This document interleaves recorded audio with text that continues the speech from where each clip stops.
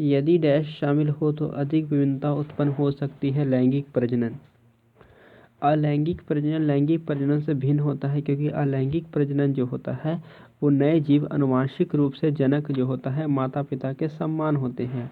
पुरुष का प्राथमिक यौन अंग जो होता है वो विष्ण होता है। कहता है सिगैमी क्या कहलाता है? एक शुक्राणु का एक अंडाणु से सहयुग्मन को सिगैमी कहलाता है। बढ़ते भ्रूण के धारण और पोषण के हर महीने माता प्रजनन प्रणाली का वो कौन सा हिस्सा है जो अपने आप को तैयार करता है? तो ये हो जाएगा आपका गर्भाशय हो जाएगा। मानव नरों में मूत्र और व्यर्थ के प्रवाह के लिए एक ही मार्ग होता है, जिसे क्या कहता है? जिसे मूत्र मार्ग कहते हैं। कहते हैं गतिशील जीवाणु कोशिका को क्या कहा जाता है? तो नर युग्मक कहा जाता है। अंडा अंडाशय से कोख में किसके माध्यम से लाया जाता है? तो ये लाया जाता है आपका गर्भाशय के माध्यम से लाया जाता है, नहीं डिंबवाहिनी के माध्यम से लाया जाता है। अंडा अंडाशय से कोख में किसके माध्यम से लाया जाता है? तो डिंबवाहिनी के माध्यम से लाया जाता है। अमीबा प्रजनन कैसा होता है? तो विखंडन होता है, विखंडन द्वारा। कहते हैं मानव प्रजनन प्रणाली का वो कौन सा हिस्सा है जो माँ के रक्त से भ्रूण को पोषण प्राप्त करने में मदद करता है? तो गर्भनाल हो जाएगा। इम्प्लांटेशन किसकी प्रक्रिया हो जाएगी? तो एक गर्भाशय में लाइनिंग से युग्मज का जुड़ना ही इम्प्लांटेशन कहलाता है। प्रोटेस्ट ग्रंथि किसके नीचे मौजूद होती है? तो मूत्राशय के नीचे मौजूद होती है।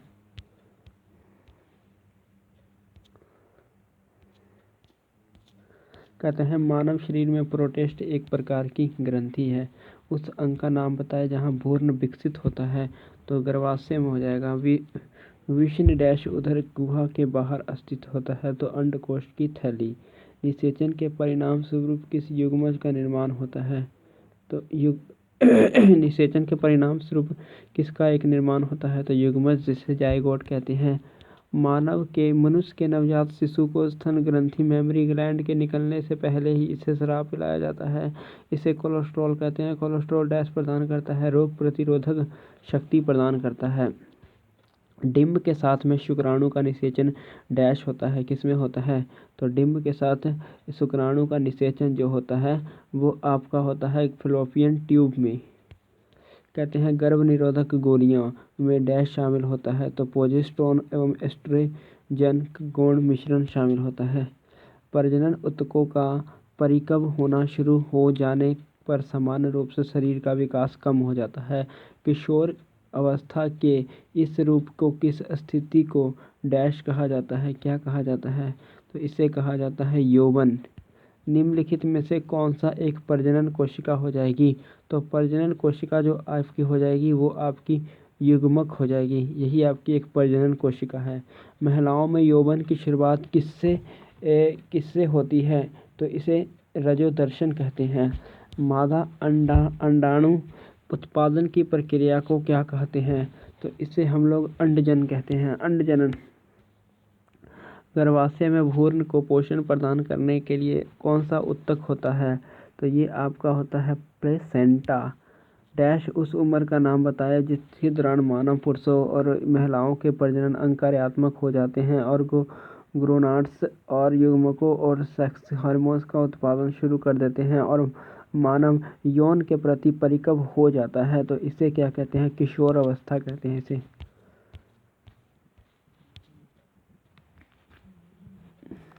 कहते हैं पुरुषों का विष्ण कोश शरीर के बाहर क्यों होता है?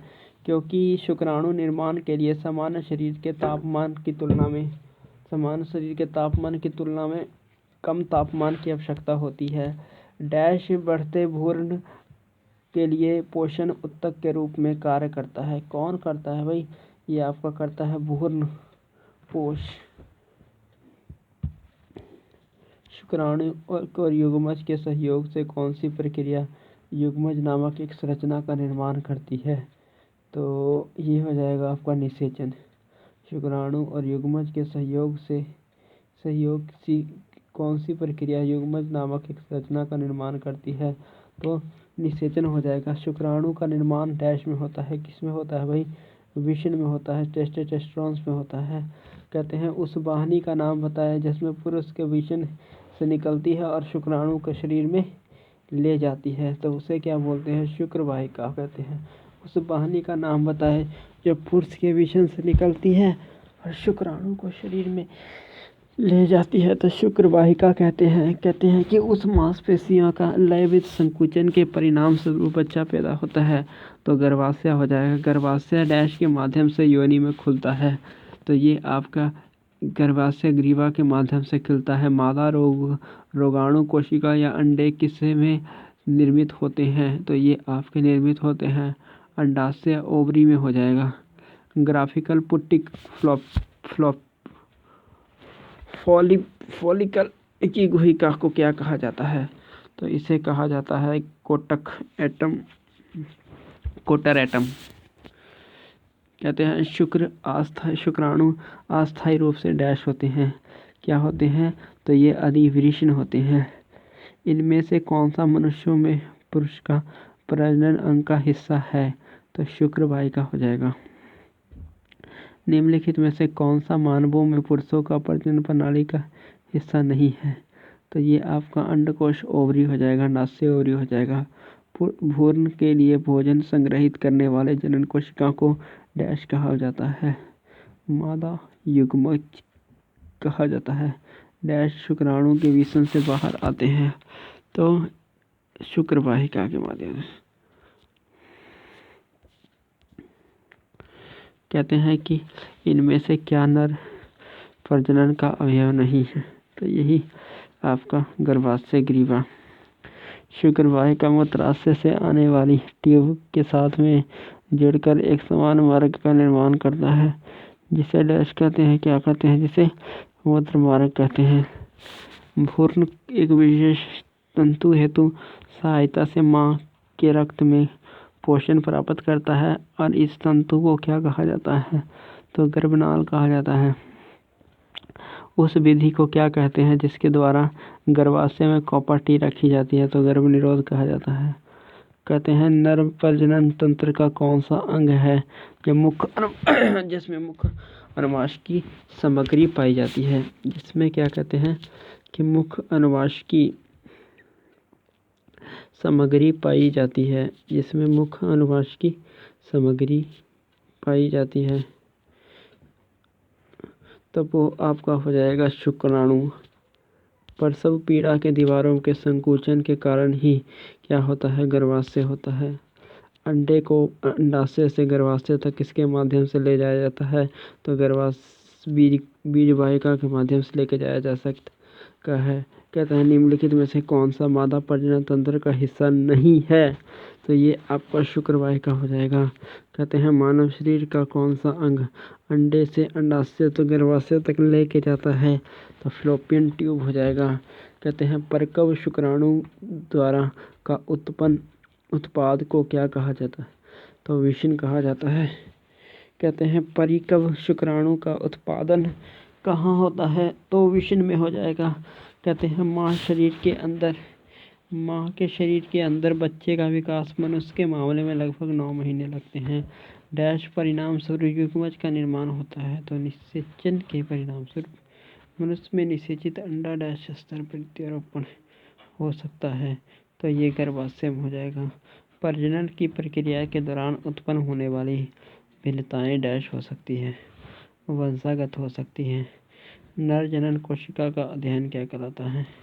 तो विजन कहलाता है। कहते हैं कि विदलन विभाजन के संबंध में कौन सा कथन सत्य है? तो कोशिका का आकार घटता है। विदलन विभाजन के संबंध में कोशिका का आकार घटता है। प्रोटेस्ट ग्रंथि में होने वाले स्राव डैश में प्रवेश करते हैं, किसमें? तो मूत्र मार्ग हो जाएगा। डैश युवावस्था के समय लड़के में दिखाई देने वाली उपस्थिति बदलाव लाता है, तो डी हो जाएगा। टेस्टोस्टेरोन हो जाएगा। मासिक धर्म के कारण योनि से रक्त का किसके कारण बहता है? तो गर्भाशय की परत टूटने से। निषेचित अंडा युग्मज डैश की परत में सम्मिलित हो जाता है, इसकी परत में? तो डी गर्भाशय में हो जाएगा।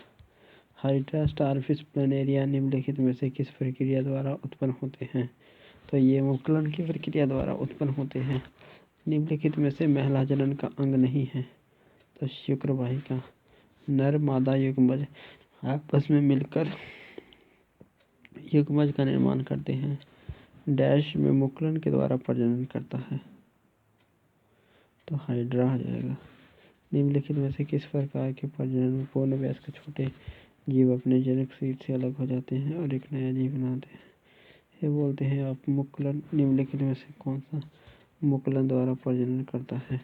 तो इस हो जाएगा। शुक्र वाहिका सामान्य मार्ग के निर्माण के लिए मूत्राशय से होकर आने वाली नलिकाएं के साथ जुड़ी होती है, जिसे क्या कहा जाता है? मूत्र मार्ग कहा जाता है। पुरुष के कितने अंडकोश होते हैं? तो हो जाएगा। गर्भाशय में लाल में मानव भ्रूण किस तरफ में तैरता है? तो आमियाटिक द्रव में हो जाएगा। दो युग्मक के सहयोग को क्या कहते हैं? तो इसे ही तो कहते हैं अपनिषेचन।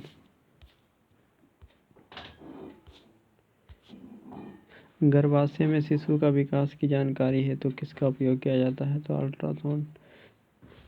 किरणीय अल्ट्रासाउंड। मुख के द्वारा लेने वाले गर्भ निरोधक गोलियों का निरोध करते हैं कौन? तो ए हो जाएगा अंडोत्सर्जन।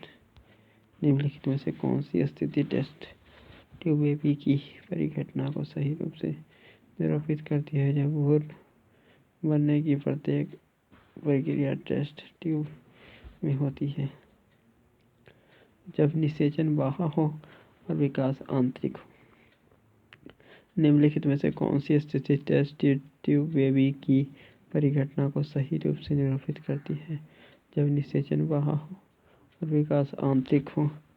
यौन प्रजनन का अभिभावक योगदान क्या होता है? उसके जीन का आधा भाग। निषेचित अंडा युग्मज किसमें सम्मिलित होता है? तो गर्भाशय में। मादा प्रजनन कोशिका का नाम बताएं। तो ये हो जाएगा अंडा। परखनली शिशु टेस्ट ट्यूब बेबी क्या होता है? तो डी हो जाएगा। डिम्ब का निषेचन परखनली में होता है लेकिन गर्भाशय में विकसित होता है और उसका गर्भकाल होता है 9 महीने। स्त्रियों की नसबंदी को क्या बोलते हैं? तो ट्यूबर वेस्कोटोमी। पुरुष के वेस्कोटोमी। एमियानसेंट्रोसिस एक तरीका है जो बताता है कि भ्रूण के लिंग को। एक कोशिका के दो समान संतरित कोशिका में विभाजन की प्रक्रिया को क्या कहा जाता है? तो द्विविखंडन कहा जाता है।